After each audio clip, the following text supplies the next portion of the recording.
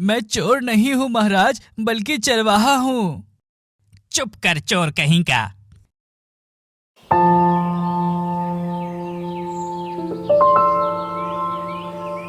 राजकुमारी मृगनयनी बहुत ही सुंदर और होशियार थी। वो बड़ी से बड़ी मुश्किलों को आसानी से हल कर लिया करती थी। उसकी नीली आंखें इतनी प्यारी थी कि दूर दूर तक उनकी सुंदरता के बारे में बातें होती थी, लेकिन किसी वजह से मृगनयनी की दोनों आंखों की रोशनी चली गई थी। कितनी खुश है ना हमारी बेटी, उसे देखकर ऐसा लगता है ही नहीं कि जैसे उसकी आंखों की रोशनी जा चुकी हो। तुम बिल्कुल सही कह रही हो महारानी।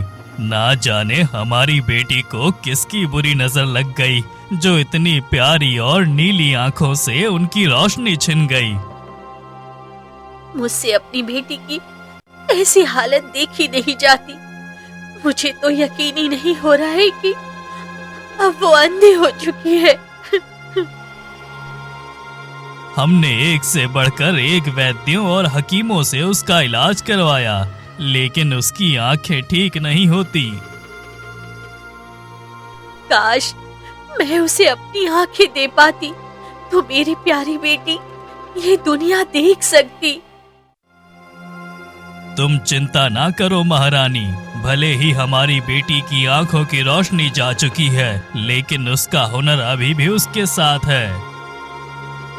मैं कैसे चिंता ना करूं महाराज, अब उसकी शादी की उम्र हो गई है, लेकिन उसके अंधेपन की वजह से कोई भी राजकुमार उससे शादी करने को तैयार नहीं है। जितने भी राजकुमार उसे देखने आए, उनमें से कोई भी हमारी बेटी के काबिल ही नहीं था, क्योंकि वो सभी हमारी बेटियों की कमियां देख रहे थे। उसकी खूबियां तो किसी ने देखी ही नहीं। हमारी बेटी से वही शादी करेगा जो तन की आंखों से नहीं, बल्कि मन की आंखों से देखेगा। महाराज, मैं आपकी बात समझ नहीं पाई। समय आने पर सब समझ जाओगी महारानी।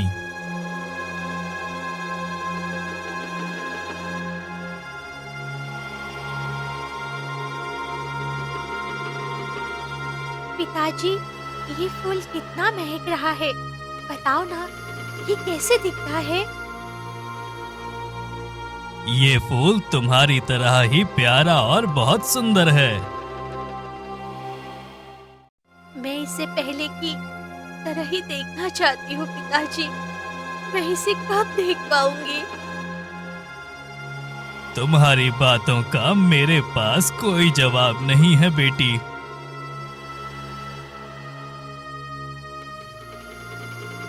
महाराज की जय हो। कहो मंत्री जी, क्या खबर लाए हो? महाराज, राजकुमारी को देखने 3 राजकुमार आए हैं। वो तीनों ही एक से बढ़कर एक हैं और वो तीनों ही राजकुमारी से शादी करना चाहते हैं। मंत्री जी, जाओ और उनसे कह दो कि राजकुमारी किसी से नहीं मिलना चाहती। लेकिन क्यों महारानी? वो इसलिए कि जरूर वो सभी राजकुमार राजकुमारी की सुंदरता से प्रभावित होकर यहाँ आए होंगे, लेकिन जैसे ही उन्हें ये पता चलेगा कि वो अंधी हो चुकी है, वो सभी उसे नापसंद कर देंगे। हमारी राजकुमारी के साथ अब ऐसा बिल्कुल भी नहीं होगा, ये मैं आपको विश्वास दिलाता हूँ। वो कैसे? वो ऐसे कि मैंने उन सभी राजकुमारों से पहले ही राजकुमारी के अंधेपन के बारे में बता दिया है, लेकिन फिर भी वो सभी उससे विवाह करने को तैयार हैं। ये तो बहुत अच्छी बात है मंत्री जी, तब तो फिर हम जरूर उन सब से मिलना चाहेंगे। जी महाराज, आप उन सभी से मिलिए और राजकुमारी के लिए योग्य वर का चुनाव कीजिए। आप तीनों अपना अपना परिचय दीजिए। महाराज, मैं सारंगपुर का राजकुमार अतुल हूँ और मैं राजकुमारी मृगनयनी से विवाह करना चाहता हूँ। मेरा नाम राजीव है महाराज। मेरे पिता रतनगढ़ के राजा हैं। मैं राजकुमारी मृगनयनी के बारे में सब कुछ जानता हूँ, फिर भी उससे विवाह करना चाहता हूँ। महाराज मैं हूँ। महाराज, ये राजकुमार अशोक हैं। इनके पिता पुंजापुरा के राजा हैं। उनका राज्य बहुत विशाल है जो दूर दूर तक फैला हुआ है। लेकिन हमने तो आज तक सारंगपुर, रतनगढ़ और पुंजापुरा जैसे किसी भी राज्य के नाम नहीं सुने। आपने अब तक इन तीनों ही राज्यों के नाम इसलिए नहीं सुने क्योंकि ये तीनों ही राज्य हमारे राज्य से बहुत दूर हैं। अगर ये तीनों ही राज्य हमारे राज्य से बहुत दूर है, तो फिर वहाँ के राजकुमारों को राजकुमारी मृगनयनी के बारे में पता कैसे चला? राजकुमारी मृगनयनी की सुंदर नीली आंखों की तारीफें दूर दूर तक होती हैं, जिसे सुनकर ही ये यहाँ उनसे विवाह करने चले आए। आप हम पर विश्वास कीजिए महाराज। हमें आप पर पूरा भरोसा है मंत्री जी, इसलिए हम इन तीनों राजकुमारों में से किसी एक से अपनी बेटी का विवाह करेंगे। रुकिए महाराज, ये तीनों आपसे झूठ बोल रहे हैं। तुम कौन हो और ऐसा कैसे कह सकते हो? महाराज, मैं आपके राज्य का चरवाहा संतु हूँ। कल जब मैं जंगल में गाय चरा रहा था, तब मैंने मंत्री जी को इन तीनों के साथ देखा था और इनकी बातें भी सुनी थी। क्या सुना था तुमने? मैंने सुना था कि महाराज, ये चरवाहा नहीं बल्कि चोर है। इसी ने कुछ दिनों पहले महल में चोरी की थी। इसे तुरंत बंदी बना लिया जाए। राजा गोवर्धन मंत्री की बात मानकर संतु को कैद खाने में बंद कर देता है।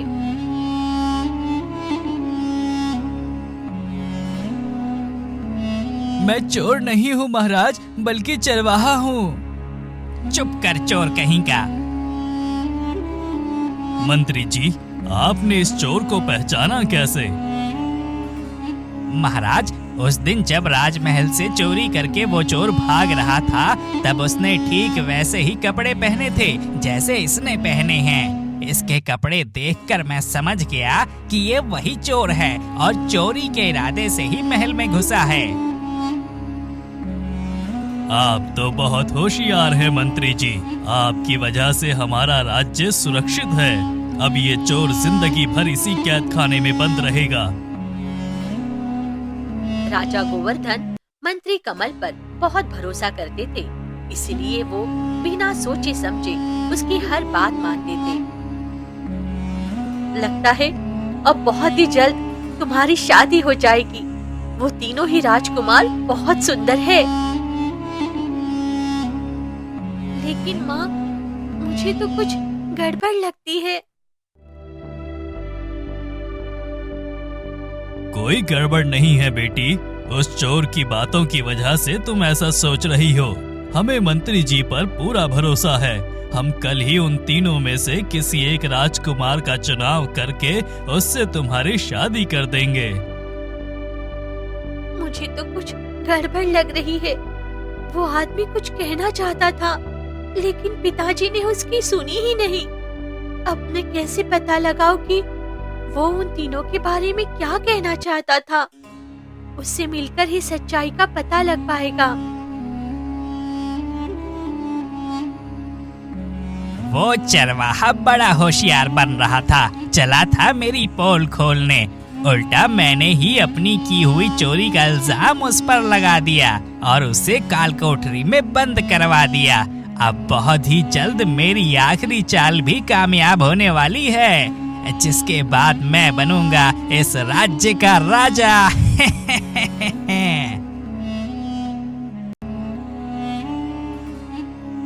आज हम इस बात का फैसला करेंगे कि उन तीनों राजकुमारों में से हमारी बेटी किससे शादी करेगी और कौन बनेगा इस राज्य का अगला राजा। पिताजी, मैं आपसे कुछ कहना चाहती हूँ। बेटी, तुम्हें क्या कहना है? पिताजी, मुझे उस आदमी से मिलना है जिसे आपने चोरी के इल्जाम में कैद खाने में बंद किया है। तुम उस चोर से क्यों मिलना चाहती हो? मुझे उससे कुछ पूछना है। तुम्हें उससे क्या पूछना है? पिताजी, आपने बिना जांच पड़ताल के ही उस चोर को सिद्ध करके काल कोठरी में बंद कर दिया। अगर वो चोर ना हुआ, सच में ही एक चरवाहा हुआ, तो फिर प्रजा का आपसे विश्वास उठ जाएगा। और अगर वो चोर और उसने सच में महल ही के अंदर घुसकर चोरी की है, तो उससे ये जानना बहुत जरूरी है कि कड़े पहरेदारों के बावजूद वो राजमहल में कैसे घुसा। ऐसा तो मैंने सोचा ही नहीं। तुम ठीक कहती हो बेटी, सच्चाई क्या है ये जानना बहुत जरूरी है। बताओ, तुमने राजमहल में घुसकर चोरी कैसे की थी? महाराज, सच कह रहा हूँ, मैं चोर नहीं हूँ, ना ही मैंने कोई चोरी की है। मैं संतू चरवाहा हूँ। तू चोर नहीं है तो फिर उस दिन महल में क्या करने आया था? मंत्री जी ने तुझे ही चोर क्यों कहा? महाराज, मैं उस दिन मंत्री के बारे में कुछ बताना चाहता था, इसलिए उसने मुझे चोर सिद्ध करके काल कोठरी में बंद करवा दिया, ताकि मैं उसकी सच्चाई आपसे ना बता सकूं। कैसी सच्चाई? झूठ मत बोल। मुझे अपने मंत्री पर पूरा भरोसा है, वो मुझसे झूठ नहीं बोल सकते। पिताजी, हमें इसकी पूरी बात सुननी चाहिए। हो सकता है कि ये सच बोल रहा हो। बताओ, तुम उस दिन हमसे क्या बताना चाहते थे? मैं उस दिन गाय चराने जंगल में गया था और एक पेड़ के नीचे बैठकर आराम कर रहा था कि तभी। सुनो बेवकूफों, मैंने जो समझाया है वो तुम समझ गए हो ना? राजा के सामने कुछ गड़बड़ मत कर देना, नहीं तो हम चारों की पूरी जिंदगी काल कोठरी में बीतेगी। तुम चिंता मत करो मंत्री जी, मैं तुम्हारी पूरी बात समझ गया हूँ। तो फिर बता, तू कौन है? तेरा क्या नाम है? मेरा नाम हरिया है। अरे बेवकूफ, तू हरिया नहीं, रतनगढ़ का राजकुमार राजीव है। चल, अब तू बता, तू कौन है? मैं हूँ सारंगपुर का राजकुमार अतुल, और मेरे पिताजी। चल, अब तेरी बारी। मैं हूँ। अरे बेवकूफ, मैंने कितनी अच्छी तरह से समझाया था कि तू है पुंजपुरा के राजा का इकलौता बेटा, राजकुमार अशोक है तू। इतनी जल्दी भूल गया? लगता है तुम तीनों मुझे मरवाओगे। नहीं नहीं मंत्री जी, ऐसा नहीं होगा। हम तीनों भाई आपकी बताई बातों को अच्छी तरह याद कर लेंगे। आप बस अपना वादा ना भूलना। तुम तीनों अपना काम करो, उसके बाद मैं तुम्हें माला माल कर दूंगा। लेकिन अगर फिर भी राजा ने अपनी बेटी की शादी हम में से किसी से नहीं करवाई तो फिर? ऐसा नहीं हो सकता, वो जरूर अपनी अंधी बेटी की शादी तुम में से किसी एक से करवाएगा, क्योंकि उसके अंधेपन की वजह से कोई भी उससे शादी नहीं करना चाहता। महाराज, उन चारों में से किसी ने भी मुझे नहीं देखा था। इतनी बात करने के बाद वो सभी वहाँ से चले गए थे। उनकी बात सुनने के बाद मैं आपके पास आया ताकि आपको आगाह कर सकूं, लेकिन आपने मंत्री के कहने पर मुझे ही चोरी के इल्जाम में काल कोठरी में बंद कर दिया। एक तो चोरी करता है और हमारे मंत्री के खिलाफ झूठ भी बोलता है। भला मंत्री जी ऐसा क्यों करेंगे? वो हमारी बेटी को अपनी बेटी मानते हैं। तेरे झूठ की तुझे कड़ी सजा मिलेगी। राजकुमारी की शादी होते ही तुझे फांसी पर लटका दिया जाएगा। मैं झूठ नहीं बोल रहा महाराज, मैं सच बोल रहा हूँ। मुझे फांसी की सजा मत दो, मेरा परिवार भूखा मर जाएगा। बेटी, अब तो तुमको यकीन हो गया ना कि वो चोर है, उसी ने चोरी की थी। ना सिर्फ चोर बल्कि झूठा भी है। नहीं पिताजी, मुझे ऐसा नहीं लगता। तुम बहुत भोली हो बेटी, इसलिए तुम्हें उस चोर की बातों में सच्चाई नजर आ रही है। महाराज की जय हो। महाराज, तीनों ही राजकुमार आपके फैसले का इंतजार कर रहे हैं। तुम चलो, हम अभी आते हैं और अपना फैसला सुनाते हैं। जो आपकी आज्ञा महाराज। मैं ये औषधि हिमालय के एक बहुत बड़े वैद्य से लाया हूँ। हो सकता है इसे खाने के बाद राजकुमारी की आंखों की रोशनी वापस आ जाए। मैंने तुमसे कहा था ना बेटी। क्या कहा था महाराज? कुछ खास नहीं मंत्री जी, आप ये दवाई हमें दे दीजिए और हम इसे मृगनयनी को खिला देंगे। जी महाराज। मुझे तो उस व्यक्ति की बातों में सच्चाई नजर आती है, लेकिन पिताजी कुछ सुनने को तैयार ही नहीं है। अब मुझे ही कुछ करना पड़ेगा। पिताजी, मैं उन तीनों राजकुमारों में से किसी एक से शादी करने को तैयार हूँ, लेकिन मेरी एक शर्त है। कैसी शर्त बेटी? पिताजी, मैं उनकी परीक्षा लूंगी और जो मेरी परीक्षा में पहला आएगा उसी से शादी करूंगी। ठीक है, जैसा तुम कहो, लेकिन उससे पहले ये औषधि खा लो। आपने किसे राजकुमारी का होने वाला पति चुना है महाराज? मंत्री जी, इसका फैसला हम नहीं बल्कि हमारी बेटी खुद करेगी। मैं आप तीनों को देख तो नहीं सकती, लेकिन आप कितने बहादुर और होशियार हैं, वो जानने के लिए आपकी 3 तरह की परीक्षा लूंगी और जो भी उन परीक्षाओं में सफल होगा वही होगा मेरा होने वाला पति। कैसी परीक्षा? पहली परीक्षा होगी घुड़सवारी की, दूसरी परीक्षा होगी तलवारबाजी की और तीसरी परीक्षा के बारे में मैं आखिरी में बताऊंगी। लेकिन इनकी परीक्षा कौन लेगा? मंत्री जी, ये तीनों ही राजकुमार हैं और ये तो आप जानते हैं कि राजकुमार घुड़सवारी और तलवारबाजी में माहिर होते हैं। इसलिए हमारी सेना के सबसे अच्छे घुड़सवार और तलवारबाज उनकी परीक्षा लेंगे। लेकिन अगर परीक्षा के दौरान तीनों राजकुमारों में से किसी को कुछ हो गया तो? आप चिंता ना करिए मंत्री जी, तीनों ही राजकुमारों में से अगर कोई परीक्षा ना देना चाहे तो वो वापस जा सकता है। नहीं महाराज, इनमें से कोई भी वापस नहीं जाएगा। तीनों ही राजकुमार परीक्षा देंगे।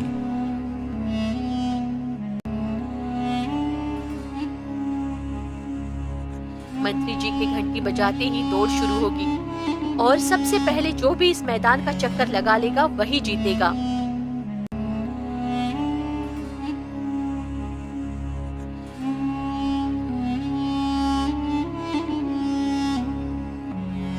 आप तीनों तो बुरी तरह हार गए। ऐसा लगता है जैसे आपको घुड़सवारी आती ही नहीं। ऐसी कोई बात नहीं है राजकुमारी, वो घोड़े इनके लिए नए थे, इसलिए तीनों राजकुमार उन्हें काबू नहीं कर पाए और घुड़सवार से हार गए। ठीक है, मैं आपकी बात मान लेती हूँ, लेकिन तलवारबाजी के लिए इनके पास खुद की तलवार है या नहीं?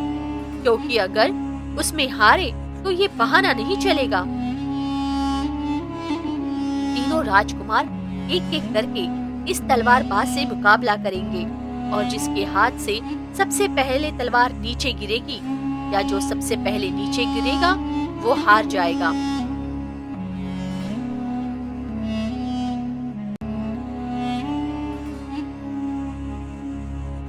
पहले की दोनों ही परीक्षाओं में ये तीनों असफल रहे, इसीलिए मैं इनकी तीसरी परीक्षा नहीं लूंगी। मैं ऐसे किसी भी राजकुमार से शादी नहीं कर सकती जो एक मामूली घुड़सवार और तलवारबाज से हार जाए। लेकिन राजकुमारी, ये मेरा आखिरी फैसला है। महाराज आप राजकुमारी को समझाइए। राजकुमारी ठीक कह रही हैं। जब लोगों को ये पता चलेगा कि राजकुमारी का होने वाला पति एक मामूली घुड़सवार और तलवारबाज को नहीं हरा सका, तो वो क्या सोचेंगे। आप इन्हें सम्मान पूर्वक यहाँ से विदा कर दीजिए। इन गधों की वजह से मेरी तरकीब नाकाम हो गई। अब मैं क्या करूं? मेरी आखिरी उम्मीद थी, टूट गई। अब न जाने मेरी बेटी से कौन शादी करेगा। क्यों चिंता करती हो महारानी, वो तीनों ही हमारी बेटी के काबिल नहीं थे। मैं किसी ऐसे से शादी नहीं करूंगी जो मेरी रक्षा न कर सके। मुझे लगता है कि वो व्यक्ति बिल्कुल सही कह रहा था।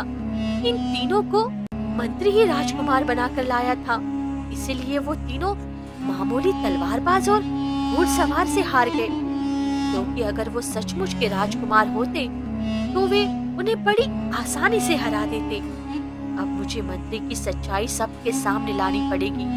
उसके लिए मुझे उस व्यक्ति की मदद लेनी होगी। अच्छा हुआ उस दिन पिताजी के साथ कैद खाने आते हुए मैंने कैद खाने का रास्ता याद कर लिया था, इसीलिए मुझे वहां पहुंचने में अब कोई परेशानी नहीं हो रही है।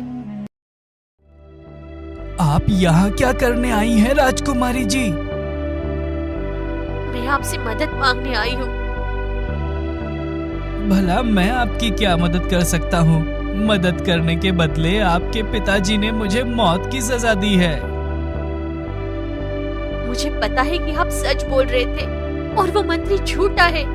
उसी की सच्चाई सबके सामने लाने के लिए मुझे आपकी मदद चाहिए। मैं अंधी नहीं होती तो खुद ही ये काम कर लेती। मैं तो कैद खाने में बंद हूँ, तो फिर आपकी मदद कैसे कर पाऊंगा? अब आप कैद खाने से आजाद हैं।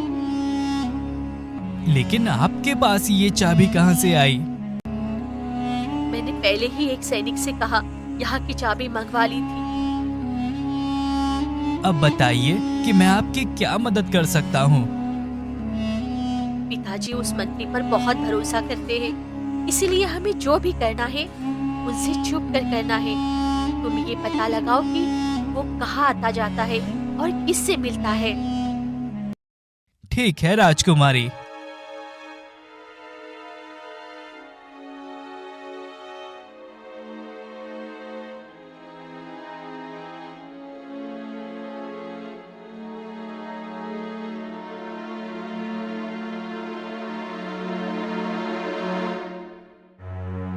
जैसा तूने कहा था, ये औषधि बिल्कुल वैसी ही है।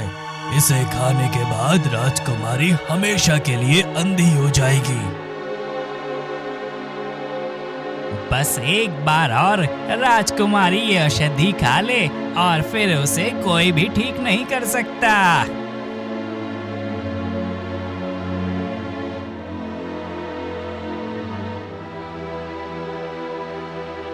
गोवर्धन को बेवकूफ बनाना कितना आसान है।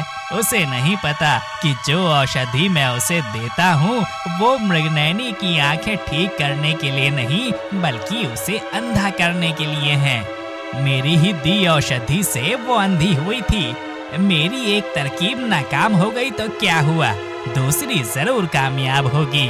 उसके बाद राजकुमारी हमेशा के लिए अंधी हो जाएगी। फिर मैं राजा से अपने बेटे को गोद लेने के लिए मना लूंगा। उसके बाद वो बनेगा इस राज्य का राजा और मैं राज करूंगा।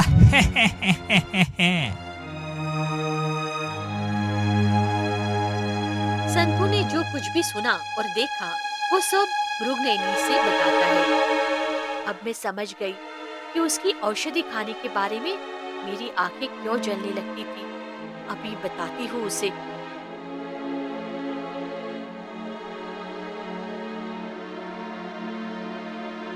तू कैद खाने से कैसे बाहर निकला? सैनिकों, इसे बंदी बना लो। सैनिकों, सैनिकों! शांत हो जाइए पिताजी, मैंने इन्हें कैद खाने से बाहर निकाला है। लेकिन तुमने ऐसा क्यों किया? मैं आपको सब कुछ बताती हूँ पिताजी।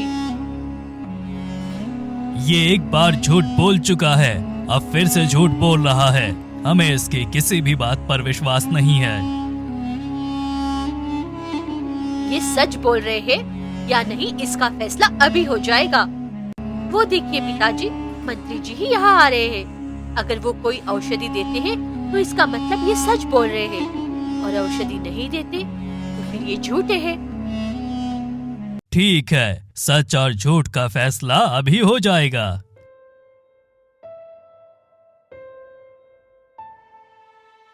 ये चोर कैद खाने से बाहर क्या कर रहा है महाराज?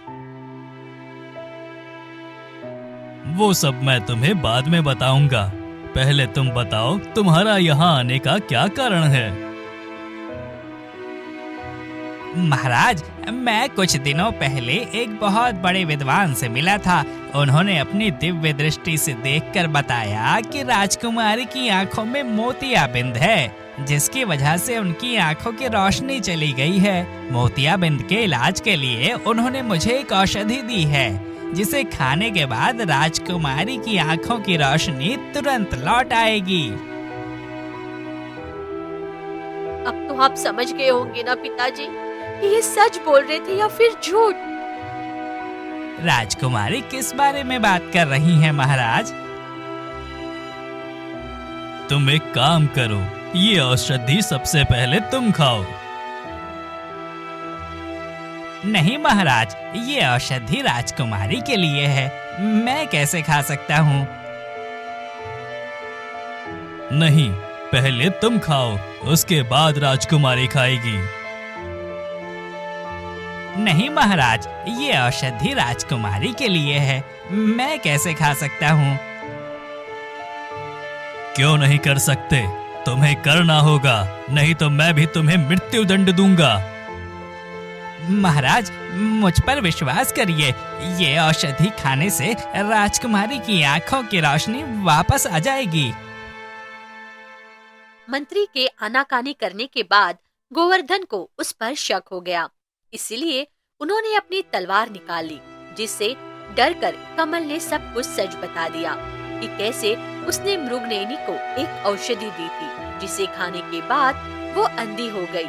ये सब उसने राज्य के लालच में किया था, जिसके बाद गोवर्धन ने उसे उन तीनों राजकुमारों को बंद कराए थे, उस वैद्य को जिसने वो दवाई दी थी, कैद खाने में बंद कर दिया।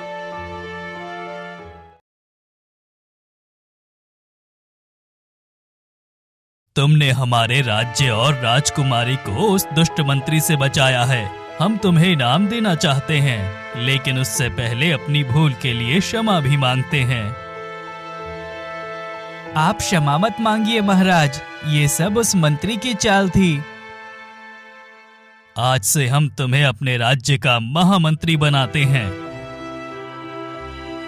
इस तरह राजकुमारी की सूझबूझ और संतु की सहायता से वो दुष्ट मंत्री पकड़ा गया, और कुछ समय बाद राजकुमारी की आंखों की रोशनी वापस आ गई, जिसके बाद धूमधाम से उसकी शादी एक राजकुमार से हो गई।